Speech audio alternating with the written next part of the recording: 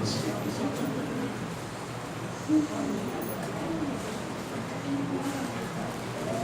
Jó capítulo 42, versículo 5. Quero reconhecer aos visitantes, nós temos bastante aqui. Que Deus os abençoe, cada um de vocês que chegou aqui nesta noite. É um privilégio para nós poder recebê-los aqui nesse recinto, nessa igreja. Louvado seja Deus por isso. Sinto falta de alguns irmãos, como a irmã Hilda, que não está conosco, e a irmã Isaura, que passou mal, precisou ir embora. Nós sentimos falta de algumas pessoas, né? Muito comum dentro da igreja. E quando você sente, você pode ligar e orar por ela também, para que Deus a abençoe. Jó 42, você achou aí? Tem na sua Bíblia Jó? Amém. Ainda bem, né? É antes de Salmos aí, Jó 42, 5. Diz assim o texto: eu te conhecia só de ouvir, mas agora os meus olhos te veem. Vamos falar juntos? Eu te conhecia só de ouvir, mas agora os meus olhos te veem. Não tá bom não, vamos melhorar? 1, 2, 3, 1, 2, 3.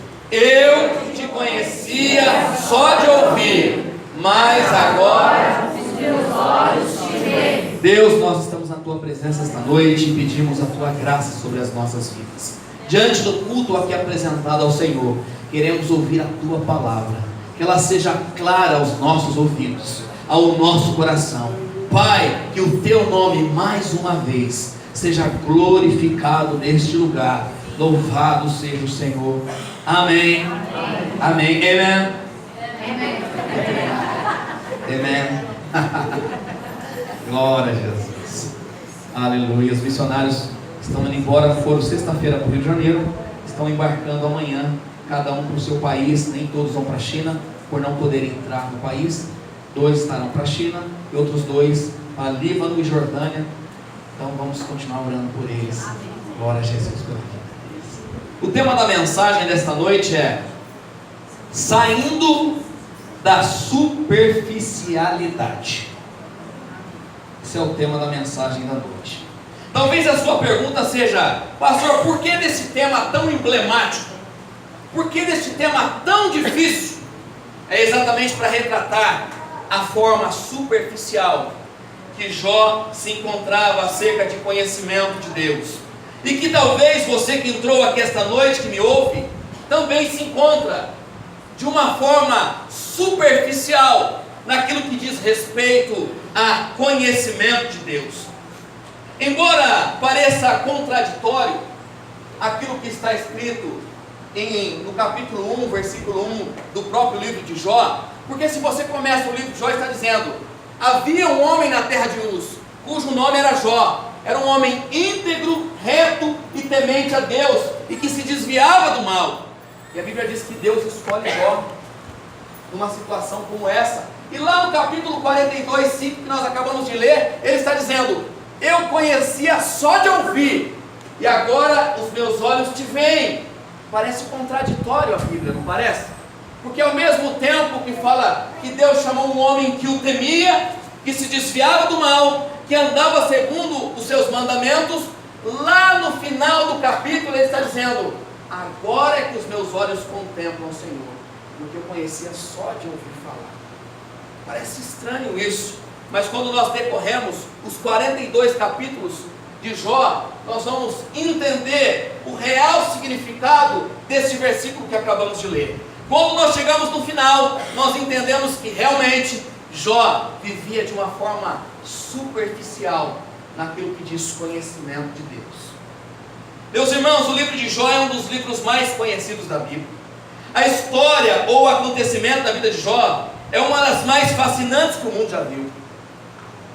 Talvez nenhum livro da Bíblia retrate com tanta eloquência a grandeza e a sabedoria de Deus como o livro de Jó. Talvez nenhum livro da Bíblia seja mais consolador em tempos de crise como o livro de Jó. A história deste homem pode ser a minha e a sua história. O que Deus fez na vida de Jó pode ser aquilo que Deus quer fazer na minha e na sua. Você fala: misericórdia, pastor, pelos problemas. Eu estou falando de bênção. Amém? Amém. Tem gente que fala, misericórdia, passar o que ele passou. Eu quero pegar só a parte boa. A Bíblia diz que este homem foi atingido em pelo menos 5 áreas, a qual eu posso descrever que são as mais importantes de um ser humano. Ele foi atingido nessas 5 áreas. A primeira área foi na área financeira. A Bíblia diz que Jó era o homem mais rico do Oriente.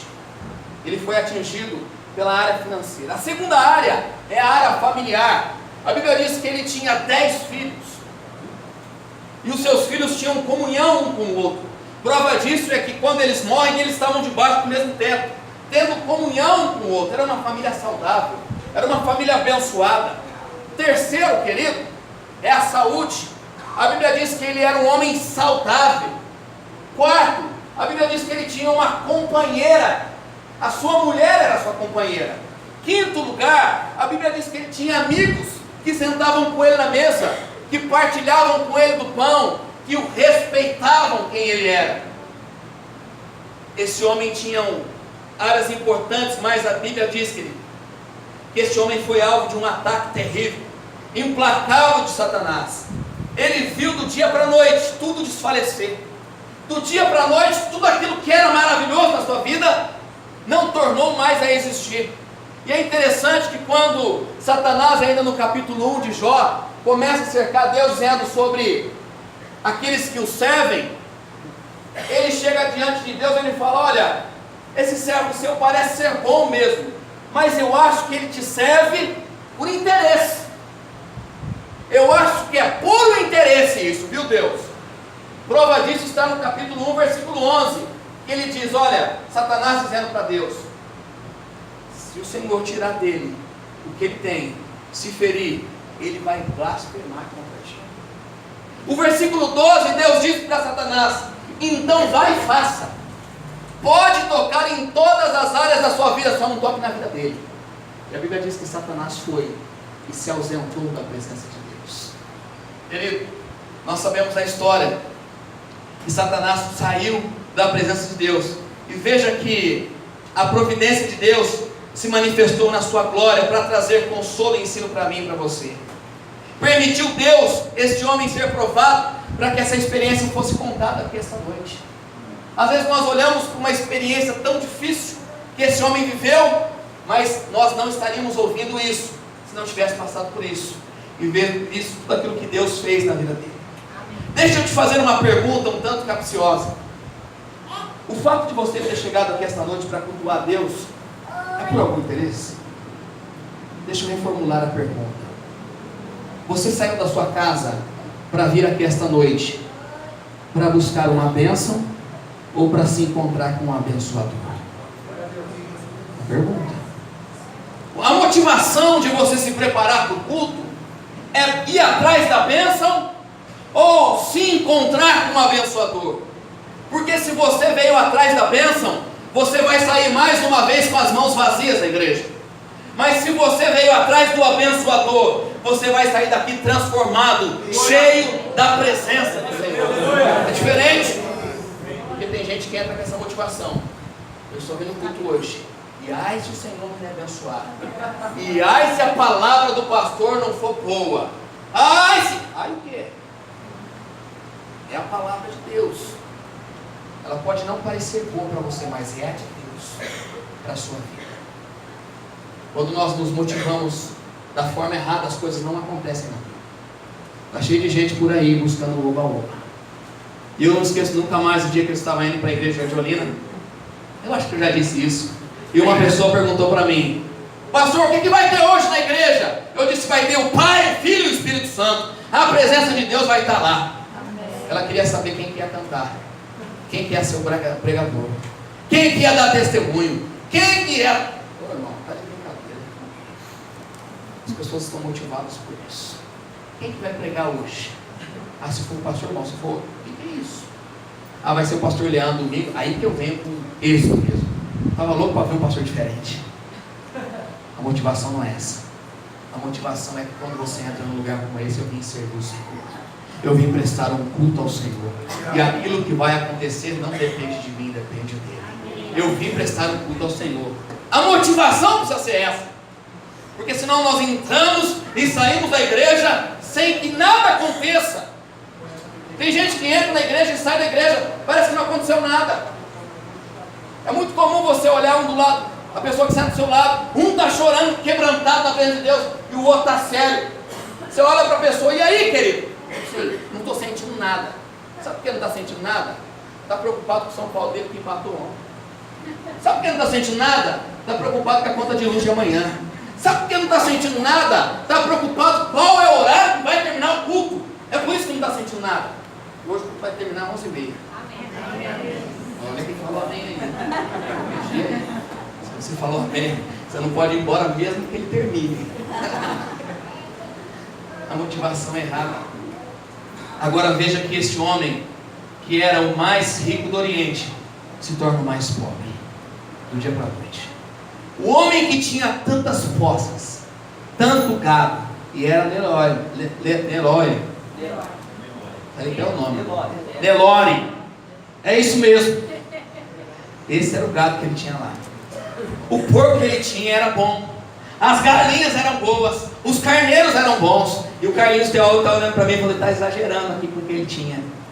Era bom, mas do dia para a noite, a notícia que chega é que ele havia perdido tudo. Aquele homem tinha 10 filhos, 10 filhos maravilhosos, mas a notícia que chega para ele é que a casa caiu e os 10 filhos morrem. Você pode entender o que é isso? Receber a notícia que os seus 10 filhos morreram. Quando morre um já é difícil, agora perder os 10, notícia ruim. A notícia que chega para ele, querido, é que as coisas não estavam dando certo, é que a enfermidade chegou nele. O seu corpo foi tomado de chagas, de enfermidade, de ferida, ao ponto dele se coçar. Tamanho eram as enfermidades. A Bíblia diz que os seus amigos, lembra dos amigos? É um ditado que diz que amigo é para todo tempo, né? Na hora que você está com problema é que você sabe quem é amigo de verdade, não é, irmão? Fala que você está com uma dívida, se o amigo vai na sua casa, vai nada.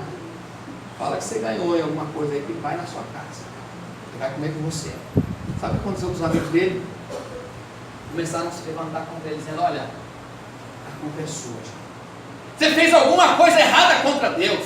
Esse dinheiro não era lícito. Você tirou das viúvas, dos órfãos. Esse dinheiro não dá certo. Você fez alguma coisa errada para Deus se levantar e ir contra você. Os amigos começaram a colocar problemas sobre ele ainda mais. Os amigos se afastaram. Mas a salvação estava na mulher, né, irmão? Porque quando tudo está acontecendo errado, pelo menos se você tem uma mulher do seu lado, ou um marido do seu lado que te ajuda, ajuda muito, não ajuda? Eu fui atender uma família, que a família estava passando por um problema grande financeiro. Tem alguém que tem algum problema financeiro aí? Eles estavam passando por um problema. E ela me disse assim: pastor, com ele eu vou até debaixo da ponte. Eu como pedra junto com ele. Falei: oh meu Deus, esse casamento é demais. Fiquei feliz em ouvir aquilo, mesmo no momento da crise. Mas quando a mulher de Jó olha pela situação, ela diz assim: ainda preserva a sua integridade, amaldiçoa o teu Deus e morre. Você pode imaginar uma coisa dessa? Como se já não bastasse todas as perdas, a mulher que está do lado, ele está esperando: olha, ela vai vir, ela vai dar uma palavra, ela vai falar: estou junto com você, vamos morar juntos debaixo da ponte, vamos comer pedra juntos. Sabe o que ela diz? Ainda preserva a sua integridade. Você está louco. Amaldiçoa esse Deus e morre. Isso é loucura, você não pode continuar desse jeito. É isso que ela fala diante da maior crise que eles estavam vivendo naquele momento. Queridos, os amigos chamando de ladrão, a esposa largando dele nesse momento de crise. Este homem estava massacrado pelas dores, vinda de todas as áreas da sua vida, as mais terríveis, no fundo do poço. Jó começa a interrogar a Deus o porquê de algumas coisas. Na sua Bíblia você vai ver as inúmeras indagações de Jó contra Deus. Jó começa a dizer: Senhor, por quê? Por que, meu Senhor? Por que eu estou passando por isso? Por que eu tive que enterrar os meus filhos? Por que eu não morri no ventre da minha mãe? E ele fala isso. Por que o Senhor não me tirou ainda no ventre da mãe? Por que o Senhor me permitiu ter vida? Melhor seria morrer do que viver. E ele começa a fazer um monte de perguntas. são as mesmas que nós fazemos às vezes com Deus. Por quê? Já fez pergunta para Deus? Por quê? Por que da enfermidade? Por que da dor? Não quero mexer com a emoção de ninguém, mas essa semana a irmã Margarida faleceu aos 68 anos. Por quê? Nós não queremos isso, não é? Nós fazemos algumas perguntas para Deus às vezes, lutando uma enfermidade. Por que, Deus? Por quê? Por que essa situação adversa? Por que o meu marido foi embora? Por que a minha esposa me deixou? Por que os meus filhos me abandonaram? Por que o país está vivendo essa crise? Por que eu não consigo trabalho? Por que eu não consigo pagar uma conta de água, de luz? Por que eu não consigo ter um diálogo saudável com os meus filhos? Por que eu não consigo falar com a minha esposa? Por quê? Às vezes nós somos cercados desse porquê. Queridos, diante dessas tantas percas e calúnias, de dor, Deus ainda se calou diante de Jó. Você pode imaginar isso? Jó, quando começa a questionar Deus, Deus não responde, Deus se cala diante das perguntas. Tem hora que nós começamos a perguntar para Deus, e questionar Deus, e querer uma resposta de Deus, e Deus se cala. Aí você fala: Deus, o que está acontecendo? Parece que a oração não sobe mais, parece que o jejum não faz mais parte de nada, parece que não adianta mais ir no culto, não está resolvendo. Deus se coloca em silêncio. Foi assim que Deus fez com Jó. Deus silenciou. Imagina, querido, a Bíblia diz que o silêncio de Deus perturbou a alma de Jó. O silêncio de Deus perturba a nossa alma. Tem dia que o pastor fala com todo mundo, só não fala comigo. A gente entra num culto e fala: Deus, fala comigo.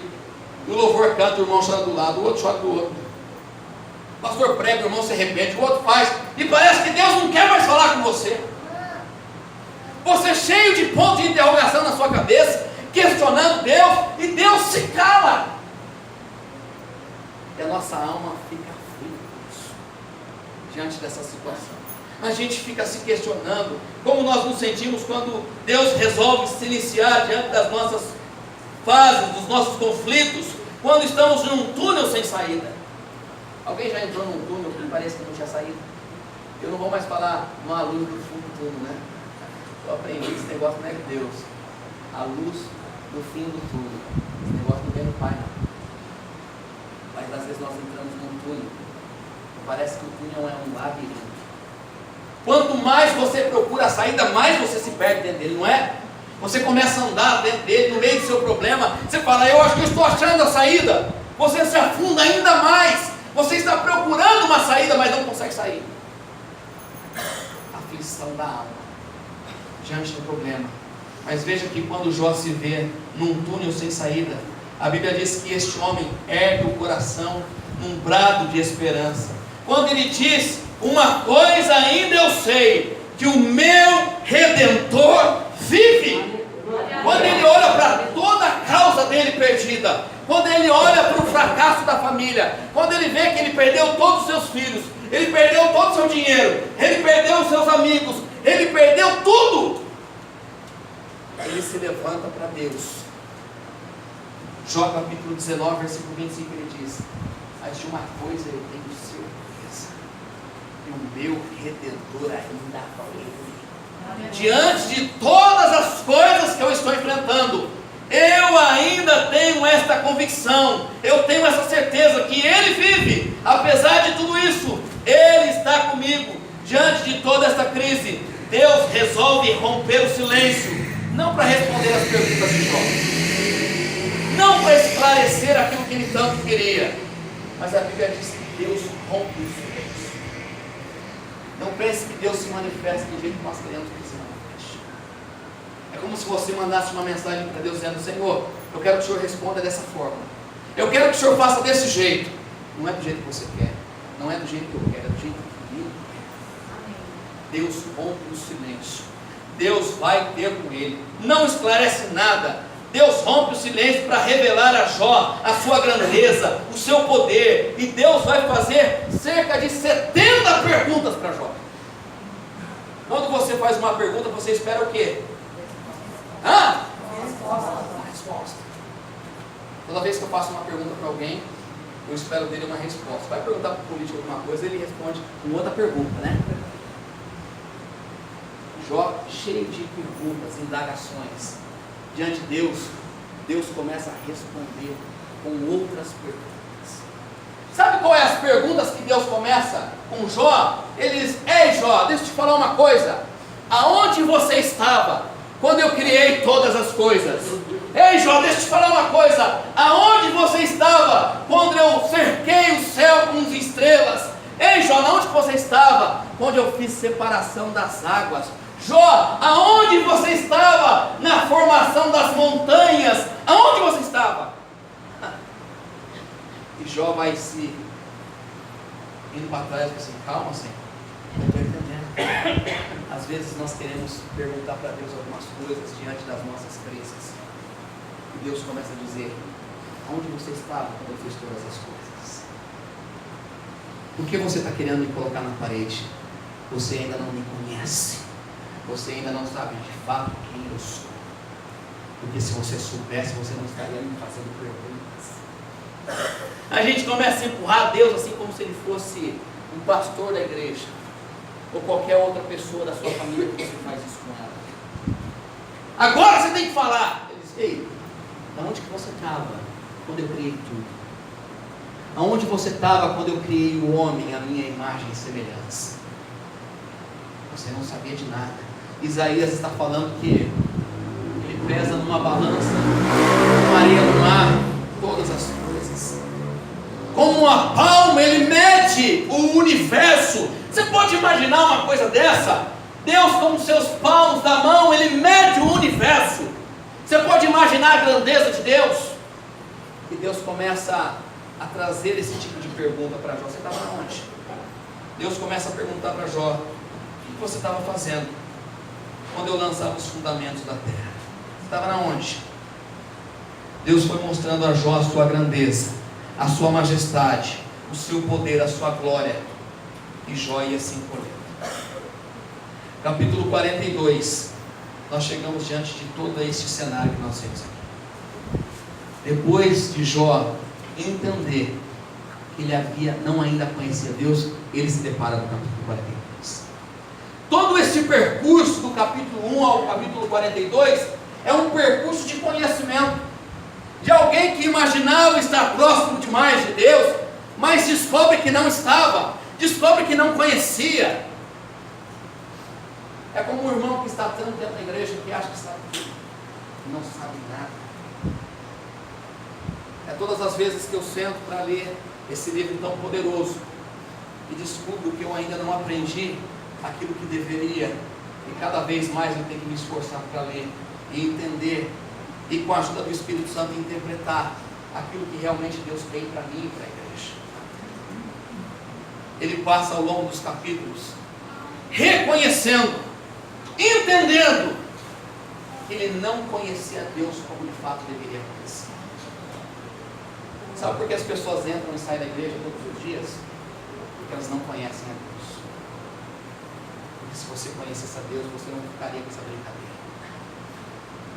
Tem gente que não pode ouvir um esfregão do pastor que já sai da igreja. Aqui você vai ouvir muito ainda. Você acha que já ouviu alguma coisa? Tem muito para ouvir ainda. Não acabou não, porque ele tem um repertório grande aqui ainda. Você que não entra no prumo não. Você está achando que tudo vai ser do seu jeito?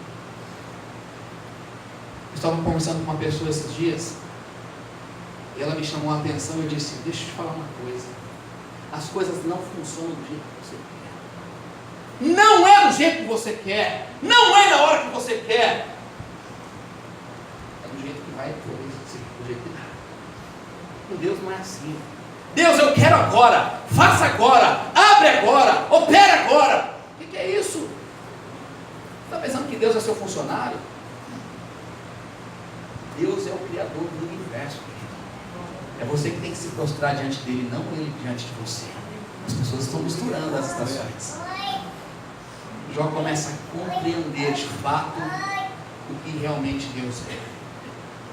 Versículo 1 começa a trazer a compreensão do capítulo 42, que a sua Bíblia está aberta.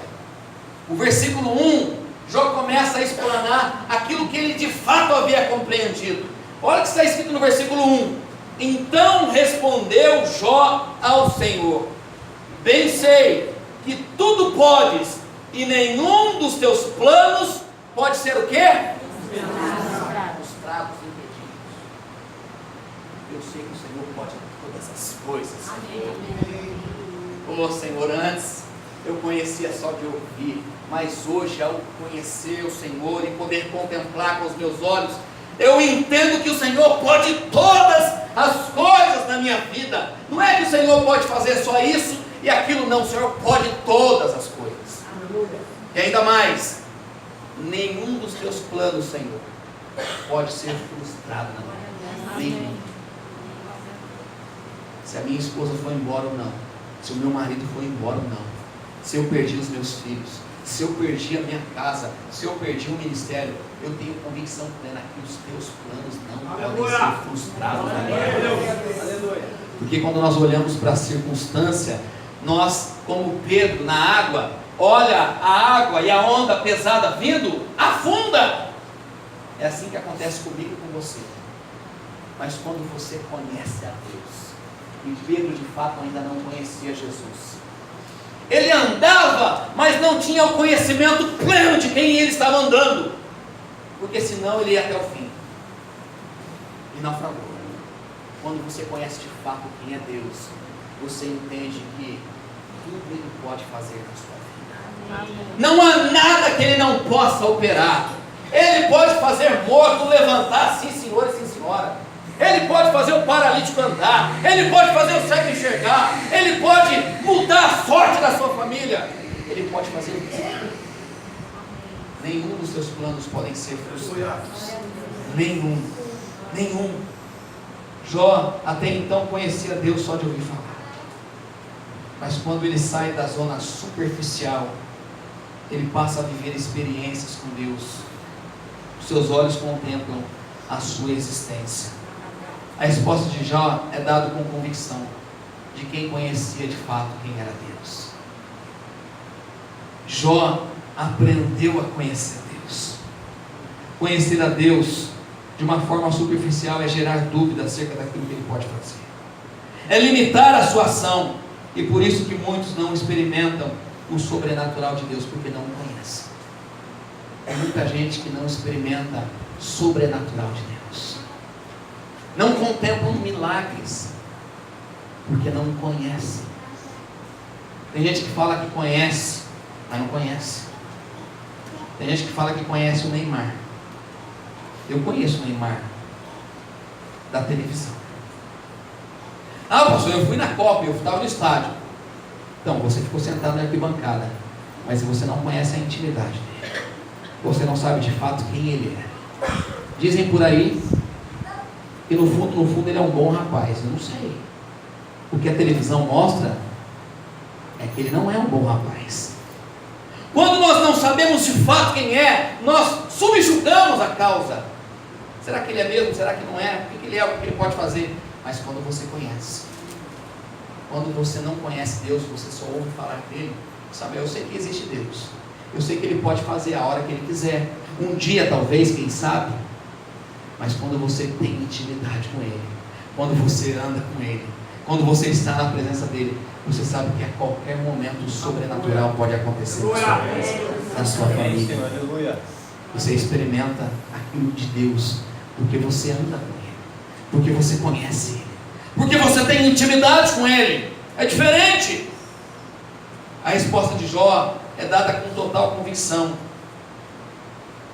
Há muitos frequentadores de igreja que não conhecem Deus, mas quando você conhece a Deus, você descobre que Deus não tem rascunho. Deus não faz rascunho acerca da sua vida. Sabe o que é rascunho, né? Rascunho é que quando não dá certo, você vai lá e apaga ou joga fora. Deus não tem rascunho acerca da sua vida. Deus, ele escreve algo que vai concretizar na sua vida, independente daquilo que esteja acontecendo neste momento. Se Deus escreveu algo acerca de você, ele vai fazer. Não é uma coisa que Deus errou.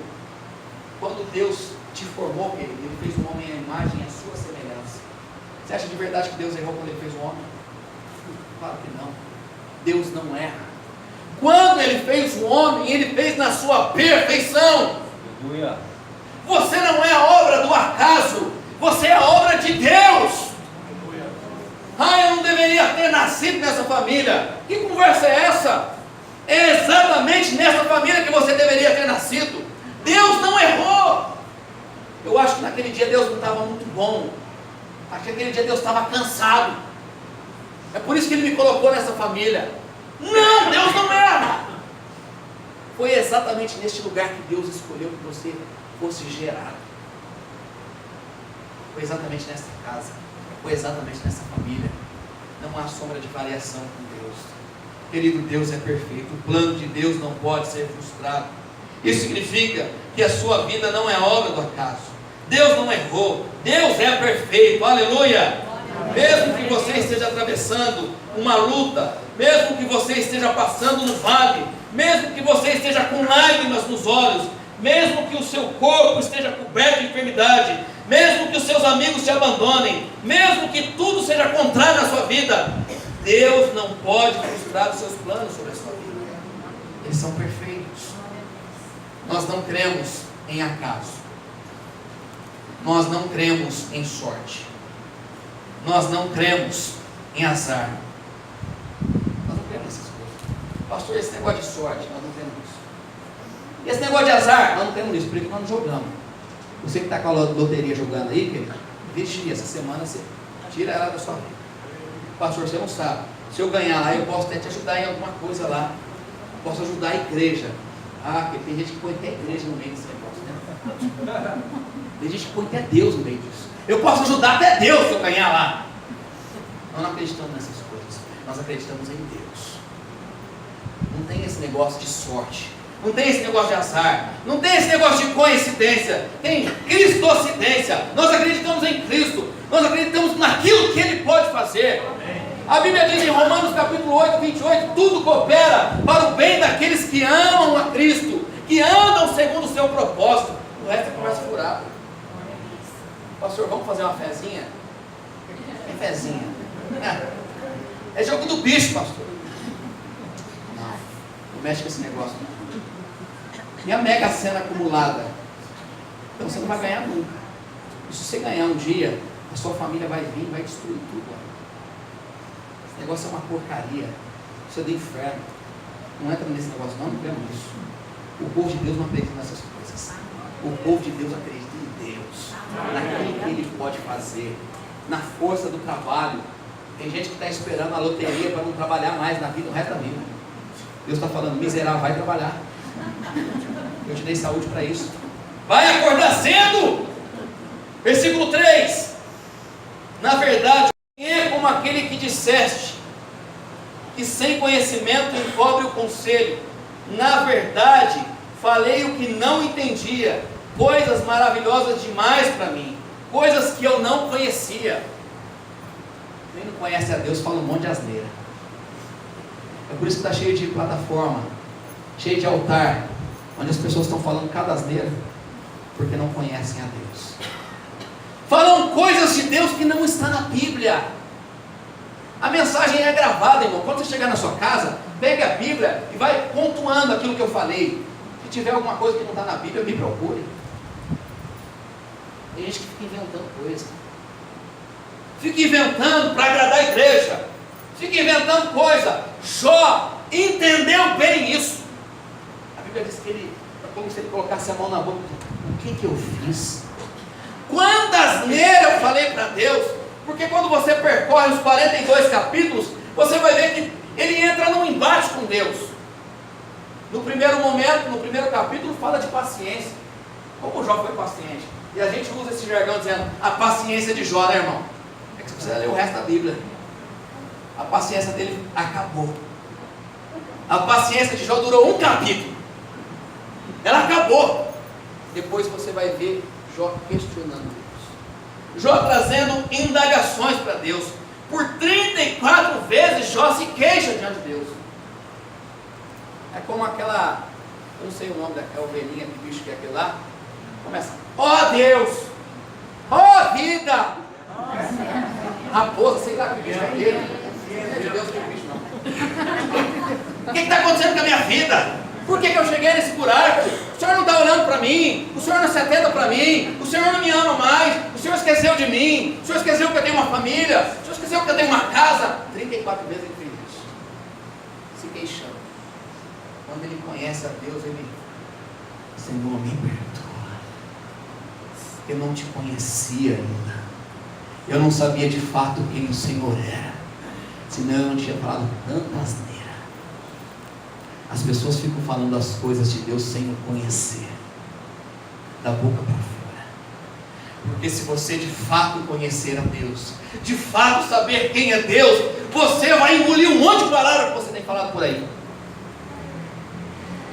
Tem gente praguejando, tem gente reclamando o tempo todo.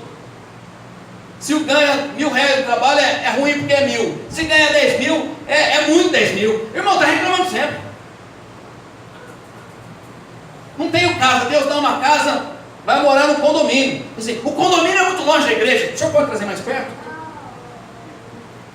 Tinha cadeira de lata na igreja, lata, que nós ganhamos.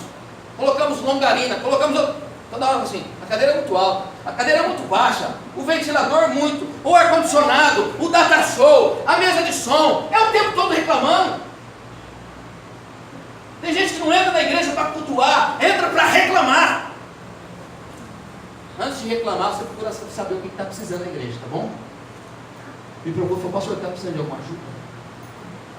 Lembra o dia que eu falei da placa, né? Aquele dia ninguém reclamou, só vi irmã elogiando. A placa ficou linda hoje. Lembra da placa? Eu falei: se alguém falar algum mal da placa, vai se ver comigo hoje, hein? Porque nós passamos o sábado inteiro colocando a placa. Os irmãos chegou: pastor, essa placa ficou uma benção, maravilha, oh glória! Eu não sei se ele estava falando aquilo com verdade ou não, mas todo mundo deu um abraço aquele dia. As pessoas chegam. A cor foi o Alexandre que escolheu. Se você achou que foi ruim, foi ele que escolheu a cor do azul. Aí já não é um problema meu. Se você achou que o azul não ficou bom, foi ele que escolheu.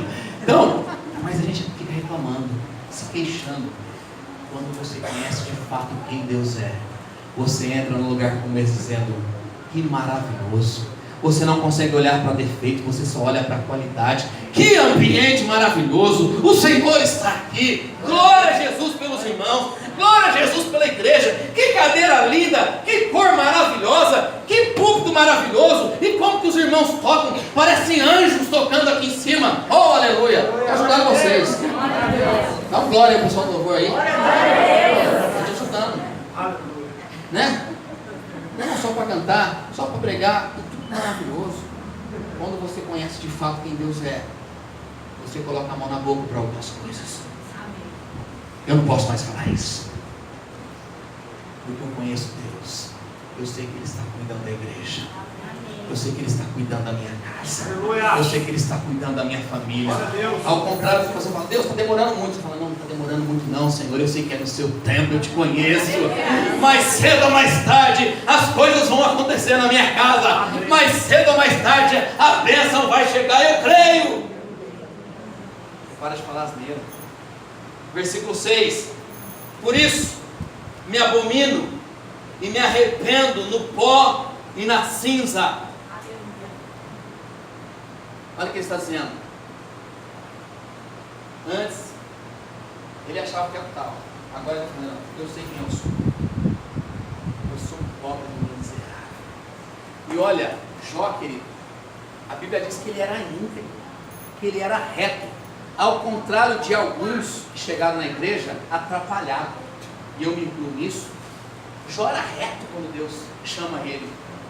Eu era atrapalhado. Se Deus quisesse falar alguma coisa comigo, pode ficar à vontade, Senhor, porque eu era atrapalhado mesmo. Jó era reto. Jó se desviava do caminho do mal. Eu jogava pedra em frente, querido. Eu era atrapalhado. Jó não. Jó pedia: ó, entra aqui em casa, vem tomar um suco com a gente. Quando os irmãos passavam, a Bíblia diz que ele se coloca no pó.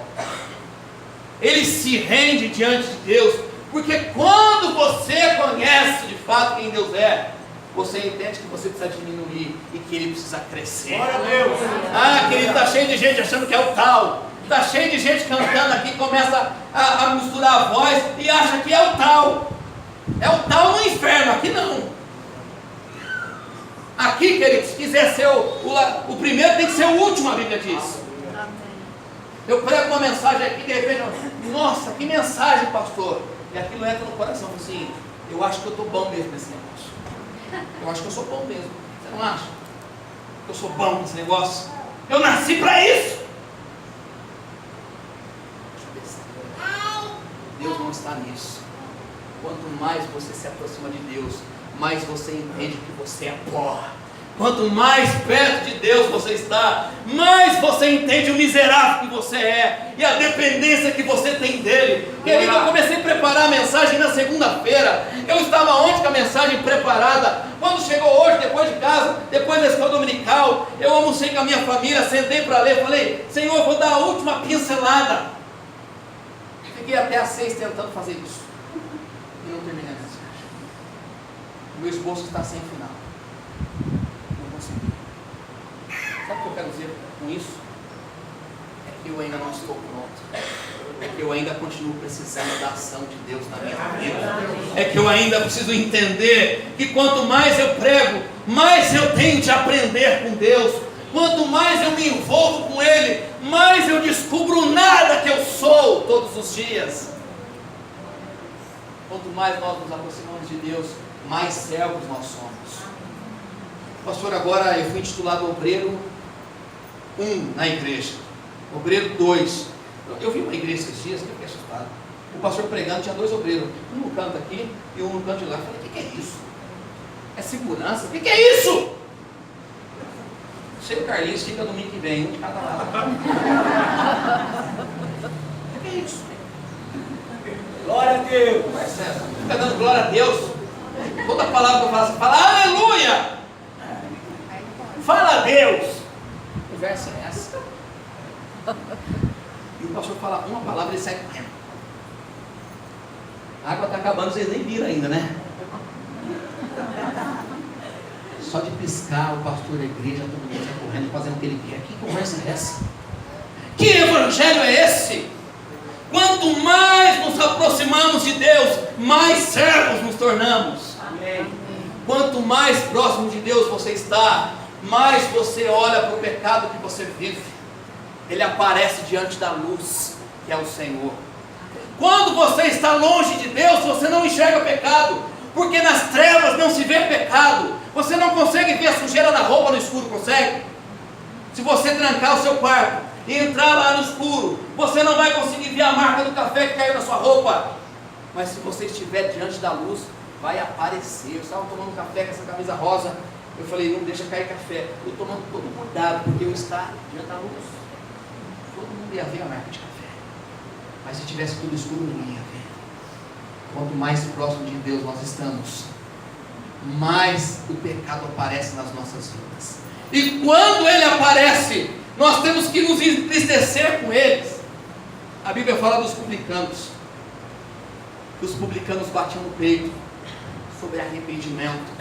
Eles se arrependiam, eles se quebrantavam. Vivemos uma geração que não há mais arrependimento. As pessoas não choram mais pelo pecado. As pessoas têm vergonha do pecado. Ou elas camuflam o pecado. Vivemos numa geração, querido, onde quando existe um apelo, e se eu falar aqui hoje, ó, quem está no pecado vem aqui na frente, não vem ninguém. Vai que o outro vai pensar de alguma coisa. Imagina no Velho Testamento o pessoal vindo com animal. Já pensou? Esse pecado do irmão é grande, porque o irmão está vindo com o cabelo. Já pensou aquele tempo? Os irmãos procuravam um rolinho o tempo todo, né? Para entrar com um pecadinho. As pessoas não têm mais isso em mente. Não tem mais isso no coração. Precisa vir um missionário. Precisa vir algo extraordinário para as pessoas chorarem na presença de Deus. Como se isso fosse a resolução. Não é. Eles são homens e mulheres de Deus, sim senhor e sim senhora. Mas nós que estamos aqui também somos. Amém. Deus também usa essa casa para falar do nome dele.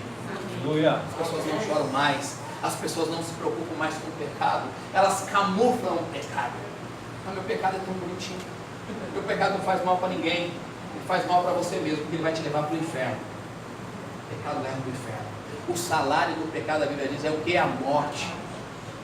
Se você continuar com esse pecado, você vai para a morte. e morte de inferno. Depois de tudo isso, querido, de compreender de fato quem ele era, a Bíblia diz que Deus vai ter com os seus amigos. Lembra daqueles amigos que confrontaram Jó? Quando eu estava vendo isso, eu fiquei maravilhado. Fiquei maravilhado com esse texto. Sobre a defesa. Jó nunca buscou defesa própria. Jó nunca foi num tribunal, nunca chamou ninguém para dizer, olha, vai falar para eles que eu nunca fui um ladrão, vai falar para eles que eu nunca fiz nada de errado, eu não estou entendendo o que está acontecendo na minha vida, eu não estou entendendo nada. O que eu entendo agora é que eu consigo ver Deus na minha frente. Antes eu não conseguia ver, antes eu ouvia falar. A Bíblia diz que Deus vai falar com os amigos de Jó. Deus começa a restaurar a amizade. Interessante que Deus chama os amigos e fala assim, olha, separa os novilhos e leva para Jó, vai sacrificar e ele vai orar por vocês. É a oração de Jó que eu vou ouvir, não as suas. Irmão, ali Deus já começa a restaurar o relacionamento. Deus já começa a enaltecer o nome de Jó. Ele está dizendo, olha, eu quero dizer para vocês, se tem uma pessoa que eu ouço aqui é Jó. Vocês eu não ouço. A oração de vocês não vai subir, mas do meu servo vai. É o que Deus vai ter com Jó. Deus vai ter com Jó. Ora pelos seus amigos. Eu estava aqui na quinta-feira. Deus colocou no meu coração, depois que o Johnny falou aqui, sobre lágrimas, sobre oferecer um banquete diante dos inimigos. Deus falou claramente no meu coração. Jó podia falar, eu não vou orar por ninguém. Eu não vou mexer com esse negócio. Sabe por quê? Porque quando eu mais precisei dos meus amigos, eles me abandonaram. Eu não vou mexer com isso, Deus. O Senhor vai me desculpar. Eu já te conheço, eu já sei quem o Senhor é, mas eu não quero mexer com isso. Pelo contrário, o fato de conhecer quem Deus era, sabia que Deus era misericordioso, sabia que Deus era um Deus de amor, um Deus de restauração. Jó tinha todos os argumentos para dizer, não vou orar. Como talvez você tenha aqui essa noite. Todo o argumento para falar, não vou orar por ele não, ele quer o meu mal. Eu não vou mexer com esse negócio não. Ele está tentando destruir a minha casa, a minha família. Isso é o que brota no nosso coração, brota no meu também, querido. Você acha que não brota não? Você acha que eu nunca tentei matar ninguém? Não com uma faca. Eu falei, Deus, põe sua mão lá. Visita o teu servo lá, nessa noite. E leva ele. Aí, pastor, que horror, você nunca fez isso. Você nunca teve nenhum sentimento? Claro que teve. Todos nós temos. Das pessoas que tentam se atracar contra as nossas vidas. Mas Jó escolheu dizer, olha, eu vou orar. E depois que ele orou, sabe o que Deus fez? Restaurou tudo aquilo que ele tinha e deu em dobro.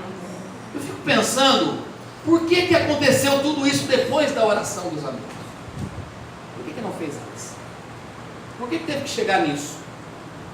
Porque Jó conheceu a plenitude de Deus, não uma forma superficial. Jó não foi num culto, Jó não foi numa escola dominical apenas, ele quis conhecer de fato quem Deus era. E quando ele conheceu de fato quem Deus era, o Deus soberano e poderoso, dono do universo, fez uma obra poderosa dentro dele, ao ponto de perdoar qualquer pessoa, ao ponto de mudar qualquer cenário. E depois que aquilo acontece na vida dele, a Bíblia diz, lá na sua Bíblia está dizendo, versículo 10, mudou o Senhor a sorte de Jó, quando ele orava pelos seus amigos, e o Senhor deu-lhe em dobro tudo que antes possuía. Isso aconteceu depois que ele orou pelos amigos. Pastor, eu tenho experiências gloriosas com Deus. Que bom. Pastor, eu falo em línguas. Que bom. Pastor, eu tenho dom de profecia. Bom. Pastor, eu sou um pregador do evangelho. Maravilhoso. Pastor, quando eu canto, algo extraordinário acontece. Isso é bom. Mas eu não consigo liberar perdão. Pastor, eu não consigo entender algumas coisas. Então você não sabe de fato quem é Deus. Porque se você conhecer Deus na sua plenitude, você perdoa. Se você conhecer Deus de fato quem Ele é, você não vai buscar inimizade, você vai procurar amigos, O que depender de vós, a Bíblia diz, seguir a paz com todos e a santificação, senão não vai ver Deus. O que depende de mim, querido, eu vou procurar. Se ele não quiser mais olhar para mim, se ele não quer falar comigo, isso é um problema dele. Agora, o que depende de mim, eu vou fazer. A minha parte eu vou fazer. O meu coração vai ficar limpo. Eu vou ficar leve, porque esse problema não vai continuar em mim. E a partir do momento que ele ora, Deus começa a retribuir a Jó aquilo que ele tinha em dobro. Ovelhas, bois, vacas, casa, os amigos retornam, filhos, a Bíblia diz que ele tem outros 10 filhos, 3 delas, a qual a Bíblia cita o nome, diz que não havia mais linda do que elas em todo o Oriente. E talvez a pergunta sua seja: pastor, mas Deus não deu tudo em dobro, por que não deu os filhos? Pois é, lembra que Jó orava a Deus pelos filhos? E colocava os filhos diante do altar do Senhor? Jó teve os seus 20 filhos, 10 estavam com o Senhor e 10 com ele. Glória a Deus. Ele não perdeu filho. Filho se perde, quando você perde alguma coisa, é quando você não sabe onde que está, não é? Aí eu perdi alguma coisa, não sei onde que está. Jó não perdeu nada. Jó, ele sabia exatamente onde estavam os seus outros 10 filhos. Sabia ou não sabia? Sabia. Ele estava com o Senhor, então não perdeu nada. Ele restituiu tudo em dobro. Pastor, vamos cantar aquela música Restitui? Não. Esquece. Quero de volta o que é meu. Às vezes você não tinha nada. Como você quer de volta isso? Quero de volta o que é meu. Quer aquele Fusquinha 1970? Deus vai te dar de volta. A Ju falou: não quero mais. Olha lá. Quando eu casei com a minha esposa, 1970, eu falei: Senhor, eu quero que o Senhor me dê uma prova que ela me ama. 1970, Fusquinha, aquele volantão, e o ladrão levou embora o carro, e ela ficou de a pé comigo. Eu falei: ela me ama de verdade, está provado que ama, vamos ao resto da vida agora, que esse negócio vai dar certo. Pode restituir o Fusquinha 1970? Quando o ladrão levou, eu disse assim: ó, Senhor Deus, o Senhor tomou, bendito seja o nome do Senhor. Ele foi uma benção para a gente, mas quando a gente ficou livre dele, foi uma benção também. Foi benção de todo lado. Deus quer fazer algo poderoso na sua vida. Deus quer restaurar a sua casa. Deus quer restaurar a sua família. Tem marido e mulher que dá a mão na hora que chega na igreja e fala assim: vamos dar a mão para entrar na igreja. O pastor está revelando? Não, estou falando o que acontece. Tá bom, a gente vai entrar na igreja, mas em casa nem conversa. Um homem não olha para o outro. Tem filho que não conversa com o pai. Tem pai que não fala com o filho. Tem lugares que não existe mais amor. Tem gente que vive de crise em crise, de problema em problema. Deus quer restaurar a sua casa essa noite. Deus quer restaurar a sua família essa noite. Deus quer te dar um novo nome, uma nova condição de vida. Deus não quer te ver na miséria, querido. Ele te ama, Ele nunca quis isso de um filho dele. Deus não desejou o seu mal. Ele permitiu que algumas coisas acontecessem na sua vida, para que você o conhecesse. Pastor, por que alguém fica enfermo? Não entendo. Mas algumas coisas acontecem para que eu possa deslumbrar da sua glória. Não estou querendo mexer com o emocional de ninguém não, queridos. Mas no dia que a minha filha deu entrada com meningite bacteriana, eu pude viver naquela UTI a experiência real com Deus. Que eu não podia servi-lo por aquilo que Ele estava me dando, mas por aquilo que Ele era na minha vida. Eu tenho experiências com Deus, você tem experiências com Deus, e quando nós andamos no vale da sombra da morte, Deus disse que Ele está junto com você no vale. Ele nunca te deixou sozinho no vale. Ele sempre segurou na sua mão. Na fornalha Ele está com você. Na cova dos leões Ele está com você. Deus nunca te desamparou. Ele nunca te deixou sozinho. Ele nunca deixou de te amar. Amém. Ele permitiu que algumas coisas acontecessem na sua vida, como aconteceu na de Jó, para que você tivesse uma experiência real. Fique de pé, eu quero orar com você.